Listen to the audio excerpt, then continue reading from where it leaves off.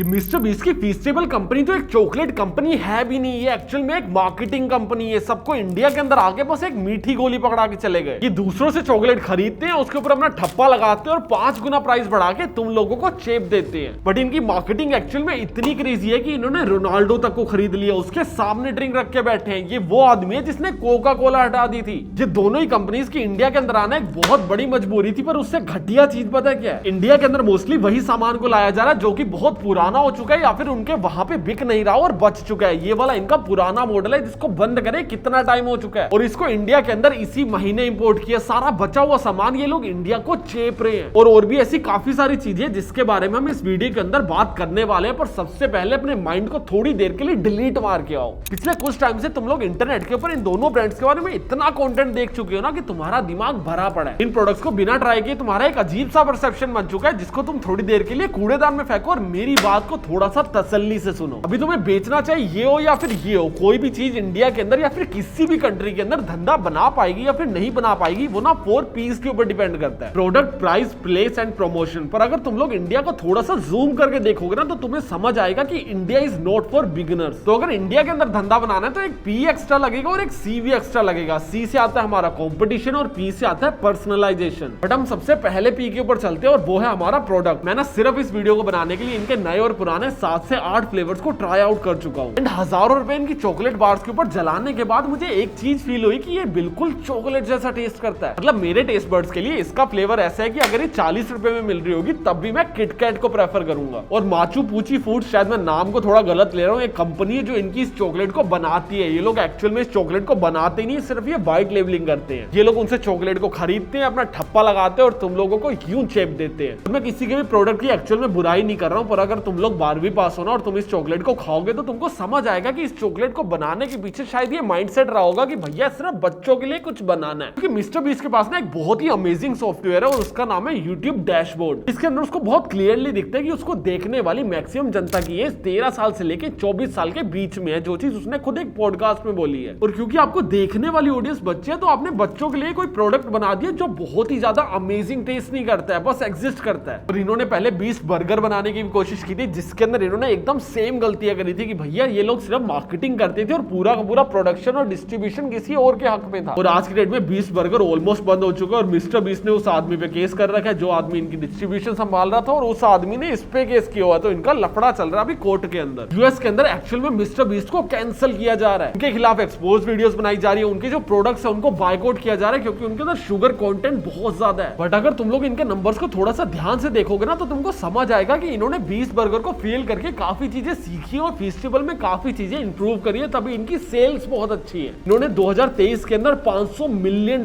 की सिर्फ चॉकलेट बेची है जिसका एक्चुअल वैल्यू इंडियन रुपीस में होती है 4200 करोड़ रुपए। वरना ये नंबर और भी ज्यादा अच्छा हो सकता था अगर इनका प्रोडक्ट अच्छा होता तो। क्योंकि आज की डेट में मिस्टर बीस्ट पूरे वर्ल्ड का सबसे बड़ा क्रिएटर है और उसकी सेल्स लिटरली आधे से भी ज्यादा कम है प्राइम से। प्राइम को भी 2 यूट्यूबर्स ने मिलकर बनाया, KSI और लोगन पॉल, और KSI और लोगन पॉल दोनों के सब्सक्राइबर्स को अगर मिला भी देंगे ना तब भी मिस्टर बीस्ट के आधे भी नहीं होते हैं। 2023 के अंदर प्राइम ने लिटरली 10,000 करोड़ रुपए की सेल करी है। और प्राइम एक्चुअल में कोई कोक का कंपटीशन नहीं है, आप लोग उसको एक्चुअल में हाइड्रेशन ड्रिंक और एनर्जी ड्रिंक से कंपेयर कर सकते हो। ये लोग एनर्जी ड्रिंक बनाते हैं और अगर प्राइस हटा के हम लोग सिर्फ प्रोडक्ट की बात करें तो मुझे रेडबुल थोड़ा ज्यादा पसंद है क्योंकि रेडबुल एक एक्वायर टेस्ट है। आप लोग अगर शुरू के अंदर रेडबुल या फिर मॉन्स्टर पियोगे ना तो आपको अजीब सा कफ सिरप टाइप लगेगा, पर आपको इसके अंदर वैसी चीज नहीं लगेगी। बट जब आप लोग रेडबुल को 10 या 12 बार पी लेते हो ना तो आपको उसकी हैबिट पड़ने लग जाती है। शराब की तरह होता है एक एक्वायर टेस्ट की, भैया आपको बाद में आदत पड़ जाती है। और अगर प्राइम आप लोग पहली बार भी पियोगे ना तो आपको रेडबुल से बेटर ही लगने वाला है अगर आपको रेडबुल की आदत नहीं है तो। और इनका दूसरा कंपटीशन है हाइड्रेशन ड्रिंक जिसके अंदर इसका डायरेक्ट कंपटीशन है गेटोरेड। अभी अगर मैं सच बताऊं तो मुझे इसके अंदर से भी प्राइम का टेस्ट ज्यादा बेटर लगा क्योंकि मे बी अपने मैन्युफैक्चरर्स को थोड़ा सा अपर हैंड रखते हैं। प्राइम भी एक्चुअल के अंदर एक मार्केटिंग कंपनी है, अपने प्रोडक्ट्स को ये लोग खुद नहीं बनाते हैं, ये लोग भी किसी थर्ड पार्टी वेंडर से बनवाते हैं और उसके ऊपर अपना ठप्पा लगा के तुम लोगों को बेच देते हैं। और इनका एक तीसरा प्रोडक्ट है प्रीमिक्स टाइप का जिसको मैंने इंटरनेट पे काफी ढूंढा पर मुझे मिला नहीं है, तो मैं उसके ऊपर कोई ओपिनियन नहीं दे सकता। बट मैं अगर टेस्ट के अंदर फीस्टेबल और प्राइम को रेट करूं तो मैं फीस्टेबल को शायद 2.5 रेट करूंगा और मैं प्राइम को रेट करूंगा 4.5। अभी आगे बढ़ने से पहले ना यूएस के अंदर रिसेंटली इलेक्शन हुए थे और डोनाल्ड ट्रंप जीत गए थे जिसकी वजह से क्रिप्टो करेंसी अपने ऑल टाइम हाई को टच कर चुकी है और काफी लोगों को अभी क्रिप्टो के अंदर इन्वेस्टिंग या फिर ट्रेड करने का बहुत मन है। तो तुम लोग उसके लिए कॉइनस्विच प्लेटफॉर्म को यूज कर कर सकते हो। कॉइनस्विच इंडिया का सबसे बड़ा क्रिप्टो एक्सचेंज है और अभी आप लोग यहाँ पे क्रिप्टो फ्यूचर्स के अंदर ट्रेड भी कर सकते हो। यहाँ पे आपको मिलेगी लोएस्ट फीस, 350 से ज्यादा कॉन्ट्रैक्ट्स और 25 गुना की लेवरेज। मतलब अगर आप लोगों के पास 1000 रुपए है तो आप लोग 25,000 रुपए तक की ट्रेड कर सकते हो। और प्लस में अगर आप लोग फ्यूचर ट्रेडिंग के अंदर नए हो तो आप लोगों को 15 दिन की रिबेट मिलती है फीस के अंदर। मतलब आप लोग अपनी फीस को सेव कर लोगे। CoinSwitch financial intelligence unit of India से रिकॉग्नाइज्ड है और 2 करोड़ से ज्यादा यूजर्स इसको यूज भी कर चुके हैं। और अभी ये लोग आपको 1% का कैशबैक भी दे रहे हैं और पहले 30 दिनों के लिए 0 ट्रेडिंग फीस दे रहे हैं। और कॉइनस्विच के ऊपर प्रूफ ऑफ रिजर्व्स भी मेंटेन किए जाते हैं। जैसे total customer holding crypto plus INR का है 2774 करोड़ रुपए और टोटल कॉइनस्विच होल्डिंग्स है 3497 करोड़ रुपए। इससे इनकी फाइनेंशियल हेल्थ थोड़ी स्ट्रॉन्ग दिखती है और अगर तुम लोग इसको यूज करना चाहते हो तो लिंक तुमको डिस्क्रिप्शन के अंदर मिल जाएगा। और हमारा सेकंड पी है प्राइस, जो इंडिया के बच्चों के लिए अभी एक हॉट टॉपिक बन चुका है क्योंकि इंडिया के अंदर सबको पता है कि India is a price sensitive market. तो अगर मुझे डेयरी मिल्क 50 रुपए में मिल रही है तो मैं क्यों लगाऊंगा 400 रुपए। और अगर तुम्हारा भी यही सवाल है तो सबसे पहले कान खोल के सुन लो कि ये चॉकलेट तुम्हारे लिए बनाई ही नहीं गई है। There is a shopping store in India name called Modern Bazaar. शायद तुम लोगों ने सुना होगा या फिर अगर तुम लोग मेट्रो सिटीज में रहते हो तो तुम लोगों ने आसपास देखा भी होगा। अभी मॉडर्न बाजार वाले क्या करते हैं, या तो वो सिर्फ इंपोर्टेड चीजें बेचते हैं या फिर सिर्फ एक्सोटिक आइटम्स बेचते हैं। अभी इंपोर्टेड के अंदर क्या होता है कि ये स्प्राइट का कैन है इंडिया के अंदर 40 रुपए का मिलता है, सेम वही कैन पड़ा होगा वहां पे और वो मिल रहा होगा 500 रुपए का। बस फर्क सिर्फ इतना होगा कि उसको यूएस या फिर ऑस्ट्रेलिया से इंपोर्ट करके इंडिया के अंदर लाया गया और उसको यहाँ पे बेचा जा रहा है और लोग खरीद रहे हैं क्योंकि पागल है। और मॉडर्न बाजार ने 2023 के अंदर लिटरली 500 करोड़ रुपए की सेल करी है सिर्फ इंडिया के अंदर। तो इंडिया के अंदर एक्चुअल में ऐसे लोग एग्जिस्ट करते हैं जिनको सिर्फ इंपोर्टेड आइटम्स खरीदनी है और उसको स्नैपचैट या फिर रील के ऊपर डाल के टोरा बनाना है अपना। अभी सोचो अगर कोई आदमी 40 रुपए की चीज के लिटरली 500 रुपए दे रहा है तो वो 400 रुपए की चीज के 400 रुपए तो दे ही देगा ना। हमारे देश के अंदर ना 40-40 हजार रुपए की ना कोल्ड प्ले की टिकटें भी की है तो भैया लोगों पे पैसा तो है, बट फिर भी इंटरनेट के ऊपर बोला जा रहा है कि भैया ये तो बहुत ओवर प्राइस चॉकलेट है, बहुत ही महंगी चॉकलेट है, जस्ट बिकॉज इंडिया के अंदर मिडिल क्लास और लोअर मिडिल क्लास लोग बहुत ज्यादा है। एक मजदूर पूरा दिन लग के दिहाड़ी करते हैं और दिन के एंड में उसको इतने पैसे भी नहीं मिलते कि वो एक चॉकलेट अफोर्ड कर सके। और एक्चुअल में ये फीस्टेबल सिर्फ इंडिया के अंदर महंगी नहीं है, हर कंट्री में इसको प्रीमियम में ही बेचा जाता है। और मैं तुम लोगों को एग्जांपल दिखा देता हूं। इंडिया के अंदर 60 ग्राम चॉकलेट डेयरी मिल्क की मिल जाती है आपको 50 रुपए के आसपास की और ये मिलती है 60 ग्राम आपको 400 रुपए की। ऑलमोस्ट 8 गुना का प्राइस के अंदर फर्क है, राइट। अभी हम आगे चलते हैं ऑस्ट्रेलिया के अंदर। ऑस्ट्रेलिया के अंदर डेयरी मिल्क चॉकलेट एग्जिस्ट नहीं करती और वहां का बिगेस्ट प्लेयर है स्नीकर्स। उनकी 60 ग्राम की चॉकलेट मिलेगी आपको $2 ऑस्ट्रेलियन के अंदर, मतलब 110 रुपए के आसपास। और उसी जगह पे फीस्टेबल बेची जा रही है $7 ऑस्ट्रेलियन के अंदर, जो इंडियन रुपीस के अंदर होते हैं 385 रुपीस। अगर हम लोग यूएस के अंदर जाके देखें तो वहां का बिगेस्ट प्लेयर है हर्शीज, जिसकी 60 ग्राम की चॉकलेट आप लोगों को मिल जाएगी $1.39 के अंदर, जो इंडियन रुपीस में 117 रुपए होते हैं। और अगर वहीं पे हम लोग फीस्टेबल्स का प्राइस कंपेयर करें तो वो लिटरली $2.98 का मिल रहा है, जो कि 244 रुपीस हो चुके हैं। और यहाँ पे भी ऑलमोस्ट प्राइस डबल है। तो अगर हम यूके का देखें तो वहां का बिगेस्ट प्लेयर है गैलेक्सी, जिसकी आप लोगों को अगर चॉकलेट लेनी है 60 ग्राम तो 0.75 यूरोस के अंदर मिल जाएगी, जो इंडियन रुपीस में 66 रुपीस होते हैं। और अगर वहीं पे आप लोग 60 ग्राम की फीस्टेबल लेने चले जाओगे तो 3.29 यूरो के अंदर मिलेगी, जो कि 291 रुपीस हो चुकी है। और वहां की एवरेज चॉकलेट के प्राइस से ये 5 गुना महंगा है। ये लोग हर कंट्रीज के अंदर कुछ ना कुछ एक्स मल्टीपल के ऊपर ही बेच रहे हैं, पर अगर तुम लोग ध्यान से देखोगे तो इंडिया के अंदर ये लोग सबसे ज्यादा रेट पे बेच रहे हैं। बट अगर कोई भी समझदार कंपनी इंडिया के अंदर जेन्युइनली धंधा करने की नजर से आती ना तो वो प्राइसेस को कम करके इंडिया में बेचती है। जैसे रेड बुल हो गया, सेम कैन में यूएस के अंदर लेने चले जाऊं $3 का मिलेगा और अगर मैं इंडिया में लेने चला जाऊं तो $1.5 का मिलेगा, 120 चीज का मिल जाता है ये। और ये चीज इतनी महंगी इसलिए भी है क्योंकि यूएस दूर बहुत ज्यादा है और वहां से इंपोर्ट होकर इंडिया के अंदर आ रही है, तो ट्रांसपोर्ट के ऊपर बहुत खर्चा आ जाता है। और हमारी मोदी गवर्नमेंट ना थोड़ा सा टैक्स भी ज्यादा लगा रही है, तो ये महंगा बेचना इनकी मजबूरी है। और अगर हम लोग प्राइम को देखें तो ये लोग भी एक प्रीमियम मार्केट को टारगेट कर रहे हैं और ये भी अपने प्राइस को जस्टिफाई बिल्कुल भी नहीं करते हैं। तो इंडिया के अंदर अगर इन दोनों कंपनीज को प्राइस के अकॉर्डिंग स्टार्स देने हो तो मैं एक स्टार दूंगा, और वो भी तभी क्योंकि इंडिया के अंदर एक छोटी सी ऐसी ऑडियंस है जो सिर्फ शो ऑफ के ऊपर विश्वास करती है और वो लोग इसको खरीद लेंगे। अभी हमारा थर्ड पी आ चुका है प्लेस। अभी प्लेस क्या होता है कि आप लोग सही टाइम पे सही जगह पे धंधा कर रहे हो या फिर नहीं कर रहे हो, क्या आप बहुत जल्दी हो या फिर बहुत लेट हो मार्केट में। तो प्लेस का जो पी है वो इस चीज को हाईलाइट करता है। जैसे कि मैंने पहले बोला था कि India is not for beginners. India के अंदर एक्चुअल में 140 करोड़ लोगों की पॉपुलेशन है, जिसके अंदर से सिर्फ 10% लोग ही काम के और बाकी सारे के सारे ट्रैश है। अभी तुम लोगों को गलतफहमी हो रही होगी कि शायद मैं तुम लोगों को ट्रैश बोल रहा हूं, तो हाँ, मैं तुम लोगों को ट्रैश बोल रहा हूं। इंडिया के अंदर आज के डेट में जो जेनजीज और मिलियनियर्स की जो जनरेशन है ना, वो बहुत ज्यादा स्पेंड करती है और उसके अंदर भी सिर्फ वही लोग जिनके बाप दादा ने बहुत पैसा कमा रखा है। अभी मैंने अपने करियर के अंदर स्ट्रगल करके 2 पैसे तो जोड़ ही लिए और मैं इस चॉकलेट को अफोर्ड भी कर सकता हूं, पर मुझे वर्थ इट नहीं लगती है ना यार, क्योंकि इतना पीछे से आए और इतनी मेहनत से कमाया ना कि एक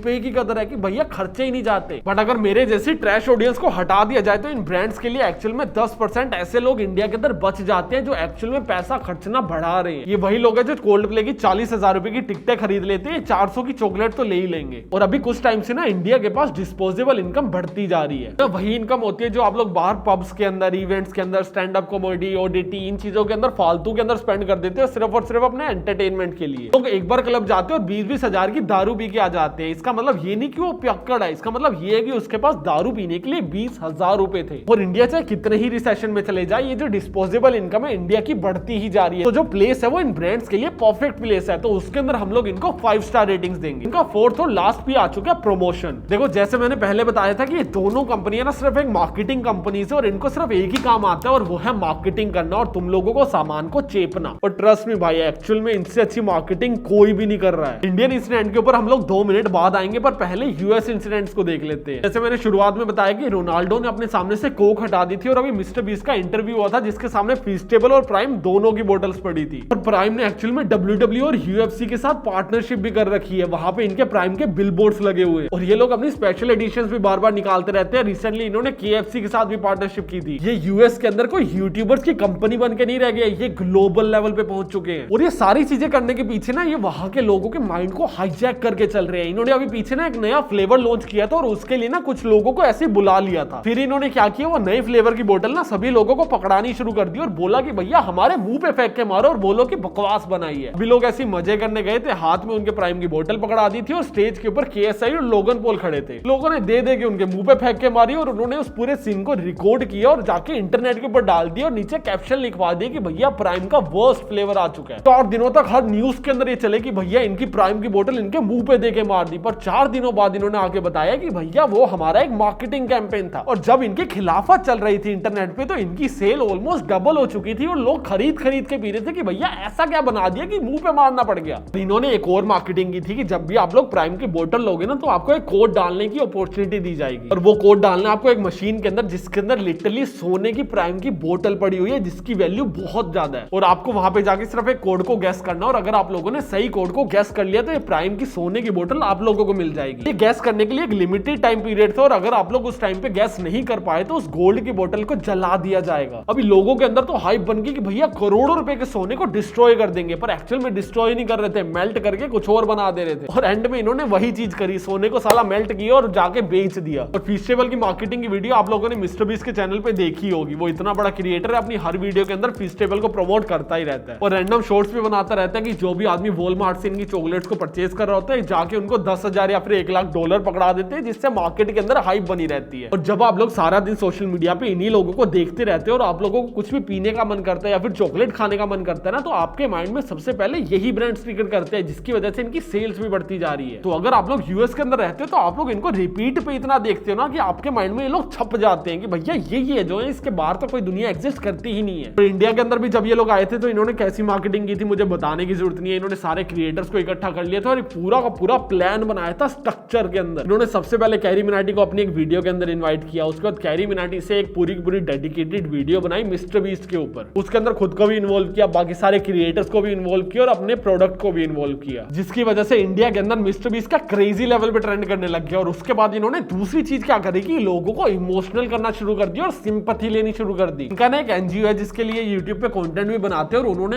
आज तक इंडिया की तरफ पलट के देखा तक भी नहीं था। और जैसे फेस्टिवल इंडिया के अंदर लॉन्च होने वाली थी उसके कुछ ही टाइम पहले इन्होंने इंडिया के अंदर आके कुछ अंडर प्रिविलेज लड़कियों को थोड़े से पैसे डोनेट कर दिए और उसके ऊपर प्रॉपर एक डेडिकेटेड वीडियो बना दी जिससे इंडिया वालों की सिंपैथी भी ली जा सके। तो मार्केटिंग तो इनकी एंड लेवल पे क्रेजी है और मैं इनको मार्केटिंग के अंदर 4 स्टार्स देना चाहूंगा। और अभी 1 नंबर मैंने क्यों काट लिया वो मैं तुमको आगे एक्सप्लेन करता हूँ। अभी ये 4 पीस को एक्सप्लेन करने के बाद इंडिया के अंदर 2 और चीजें जो काफी ज्यादा मैटर करती है और वो है एक पी और एक है सी, कंपटीशन एंड पर्सनलाइजेशन। पहले कंपटीशन के ऊपर चलते हैं। क्या आपको सही में लगता है कि डेयरी मिल्क आपको इंडिया के अंदर अच्छे लेवल पे एक्सपेंड करने देगा?